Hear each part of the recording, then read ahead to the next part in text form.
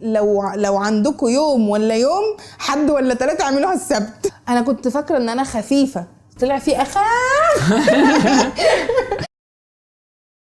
اخترت دكتور احمد المصري من كتر ثقه كل الناس فيه وثقه اقرب واحده من صحابي اللي هي مايا كساب حبيبه قلبي، فتوكلت على الله وعملتها والحمد لله يعني انه ربنا وفقني في الموضوع ده جدا. الفترة الأخيرة من بعد الفنانة شيماء سيف ما أعلنت إنها عملت عملية التكميم جالنا أسئلة كتير جدا. بصي بقى هسألك، ناس كتير بتسأل إحنا نزلنا وزن قد إيه وفي مدة قد إيه؟ آخر شهر 9 ده هيبقى بقالي سنة بالظبط ونزلت فيهم 55 كيلو. كنت خايفة جدا جدا، أنا أصلا يعني أنا أسفة يا دكتور بس أنا ما بحبش الدكاترة. أنا عارف مش ما بحبهمش يبقوا أصدقائي، لكن عندي فوبيا من فكرة إن أنا أروح برجلي اخش عياده او اخش مستشفى. دي حاجه يعني بروح لما ببقى خلاص في المرحله الاخيره، وده اللي انا عملته يعني.